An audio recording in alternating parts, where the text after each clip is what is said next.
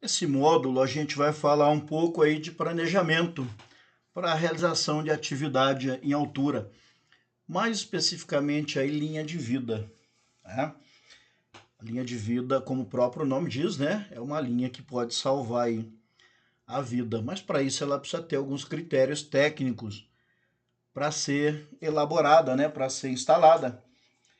Consiste aí na instalação de cordas ou fitas ligadas aí ao cinto de segurança e as ancoragens aí com o objetivo, né, de permitir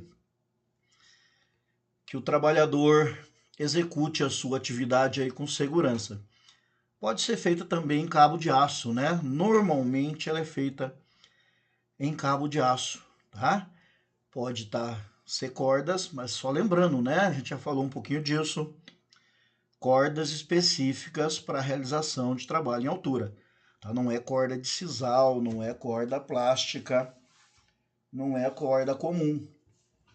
É uma corda que tem algumas características especiais para a realização de atividade em altura, tá? E uma das características é suportar o peso aí do trabalhador.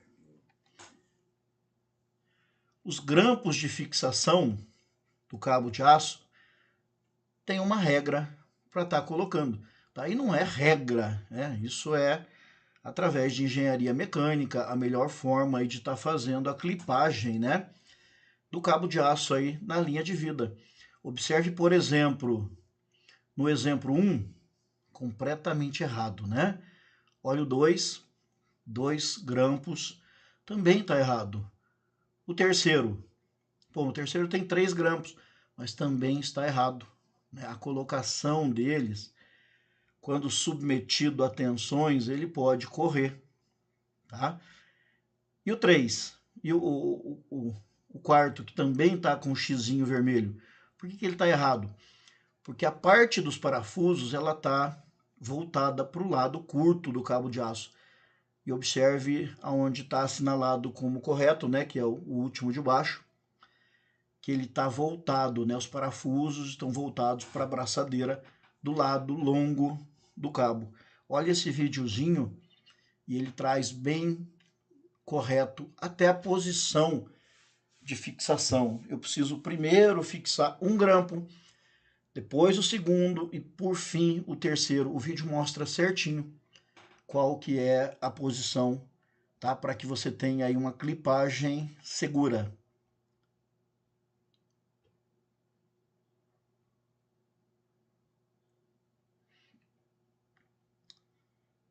Usa-se, né, ó, a canaleta, primeiro grampo na ponta, segundo próximo a canaleta e depois no meio. Todos os três com a parte de parafuso voltado para o cabo longo.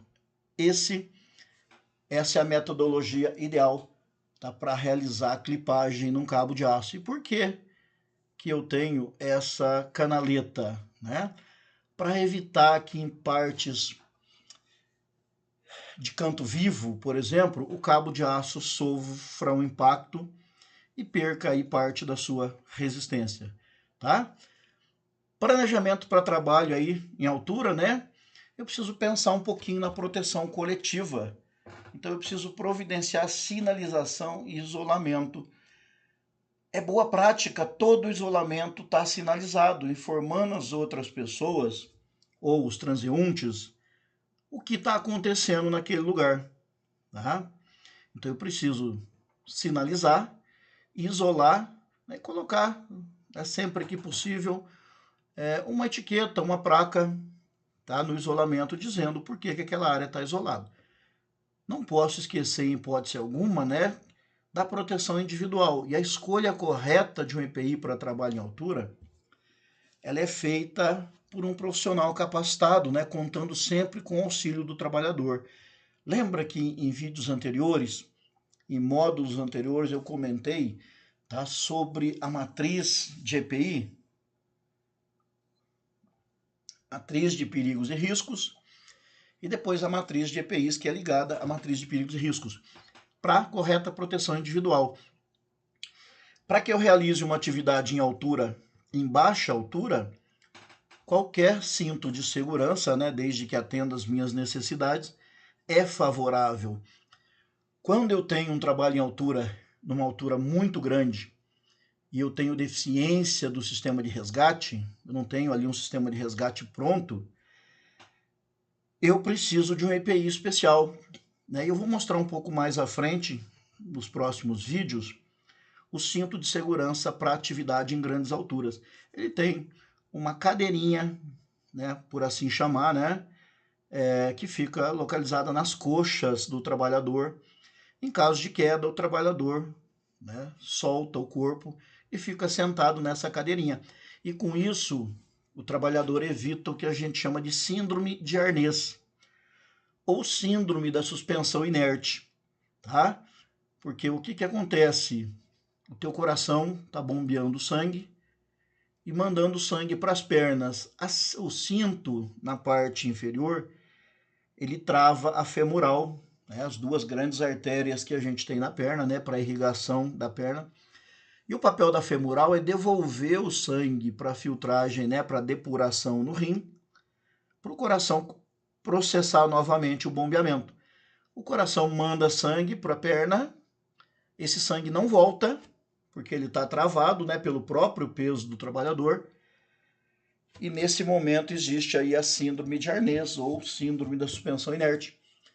A perna do trabalhador começa a formigar, o coração não tem sangue filtrado pelo rim suficiente para puxar, ele começa a fibrilar, né? E aí,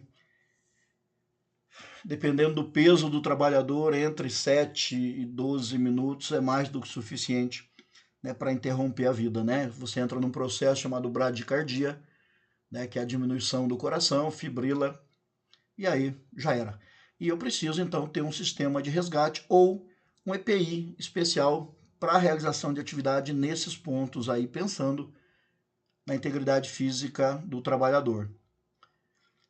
Eu preciso entender a análise da atividade para que eu tenha a correta escolha do EPI, dos acessórios que vai no trabalho, ergonomia correta, né? Cinto de segurança tem tamanhos.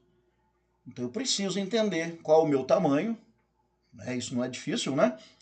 E aí eu tenho o cinto correto e influências externas, né, também. Para fornecer uma proteção eficaz contra o risco aí de queda, o EPI, né, para trabalho em altura deve se manter aí útil, né, durável e resistente frente a inúmeras ações e influências, de forma que sua função de proteção seja garantida aí durante toda a sua vida útil, né? Quando vida útil? Enquanto você estiver inspecionando, né? E esse cinto de segurança e esse equipamento ainda proporcionar a correta proteção para o trabalhador. Entre as opções aí que pode comprometer a segurança, né, entre as condições aí que podem comprometer a sua segurança, está o armazenamento inadequado, limpeza, manutenção, envelhecimento precoce devido à exposição aí ao sol, escolha do EPI errado para a tarefa, utilização do EPI para finalidades que não se destina, né, e contato aí com hidrocarbonetos de uma forma em geral ou produtos químicos também, né? Ácidos, solventes. Todo o trabalho em altura precisa ser extremamente bem planejado, né? Se eu não observar o desgaste devido à natureza do trabalho, como uma abrasão, sujeira, respingo de solda, né? Eu tenho dificuldades aí para manter o meu equipamento funcional. A ancoragem deve resistir às forças originadas aí pela retenção de uma queda. Ou seja, todo equipamento de trabalho em altura, na parte metálica, ele está gravado a capacidade de carga. Isso vai estar em kilonewton, né? Vai estar kN. Você vai ver lá 23, 25, 7, 15, 12, 11 kN, né? 1 kN equivale a 101,97 quilos. Porém, para que a gente tenha uma somatória de segurança, a gente multiplica esse número por 100. Um EPI que está gravado 15 kN, ele resiste a 1.500 kg. E normalmente o fator de proteção dele é entre 5 e 7 para 1.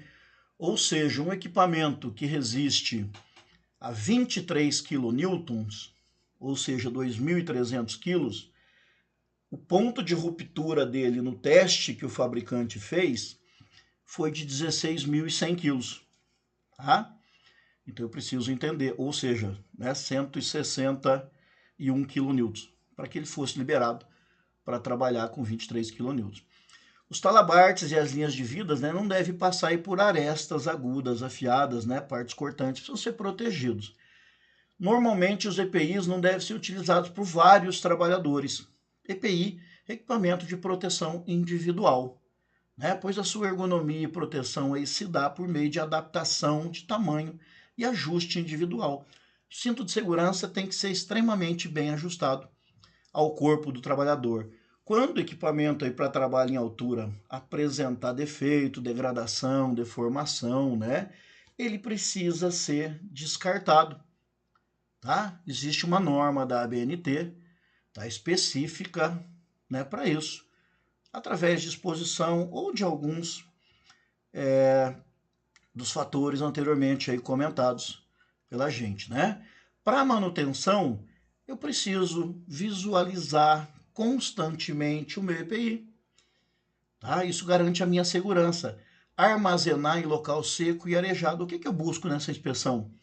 Pontos de ruptura. Observe que a cor do cinto de segurança é diferente da cor da linha que é usado para a fixação dele, para as costuras, para facilitar a tua visualização, tá? E a percepção quando alguma coisa começa a dar errado. Pontos de ruptura através de solda, cortes na lateral das cintas, Então eu preciso descartar esse cinto. E ele tem que ser realmente descartado, mas destruído antes de descartar, para que não seja reaproveitado, tá? Aonde quer que esse material vai parar, num sistema de segregação, no lixão, Eu preciso manter meu cinto protegido aí de substâncias químicas durante o transporte, não arrastar, Proteger esse EPI durante o transporte. Ele vai beneficiar você, preservando a tua vida. Atender às recomendações do fabricante quanto à lavagem. Água, sabão neutro e secar na sombra, Mesmo que não sejam utilizadas, as fibras sintéticas sofrem envelhecimento. E aí eu preciso entender um pouquinho disso, tá? E ter cuidado com o meu equipamento.